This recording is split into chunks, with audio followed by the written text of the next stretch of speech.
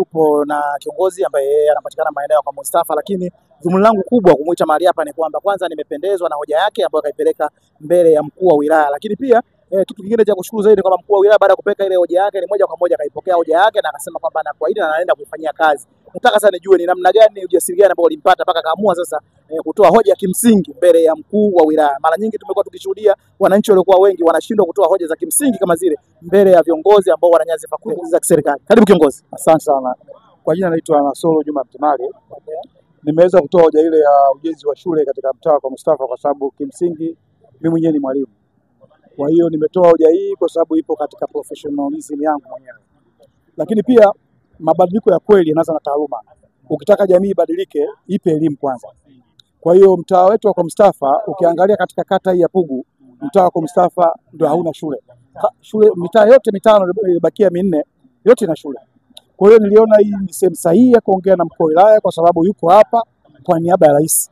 Kwa sababu yule ni mteule wa rais. Kwa hiyo nikajua nikizungumza swala hili kwake itakuwa ni sehemu sahihi. Na kweli nilivyolifikisha rais mkuu wa wilaya akalichukua na akalijibu pale pale. Naweza kutakia action hapo hapo. Muda huo na akasema mwaka wa fedha wa kiserikali huu wa mwaka huu shule itajengwa. Kuna fedha nyingi imetengwa katika jiji la Dar es Salaam, particularly katika wilaya ya Ilala. Na yeye kama msimamizi wa rais katika wilaya ya Ilala amesema tuondoe shaka, swala la shule litakuja. Na sisi wakazi wa kwa Mustafa tumelipokea kwa mikono miwili kwa sababu tunaamini watoto wapata tabu kwenda Kinyamwezi, kwenda Kigogo, kwenda Majoe kufuata shule. Wakati hapa tunao eneo ambalo alihitaji fidia. Ni swala tu la kwenda kupima wale watu mainjinia wa wilaya na kuanza implementation ya kujenga shule.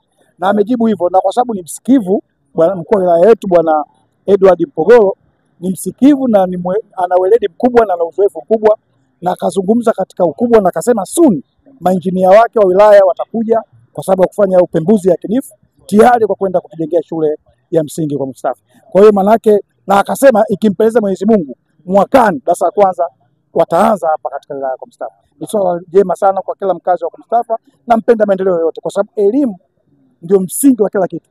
Ukiwanyima watu elimu basi chochote kile kitafanikiwa katika jamii. Ndio sababu nikasema hivyo. Asante sana. Kwa hiyo binafsi sisi kama media kwanza tukupongeze sana kwa sababu by professional wewe ni mwalimu, kwa hiyo umeweza kugusa moja kwa moja kulingana na taaluma yako uliyokuwa nayo. Kwa hivyo tunaomba tukutakia kila laheri na uweze kuendelea kuwa na maono makubwa kama hayo, ambapo ni maono pevu ambayo tunahitaji watu kama nyinyi angalau mkizungumza moja kwa moja na viongozi wetu wanatake action papo kwa papo, na sisi pia kama media huwa tunajifunza baadhi ya mambo kupitia kwa watu kama nyinyi. Nashukuru sana na karibuni sana.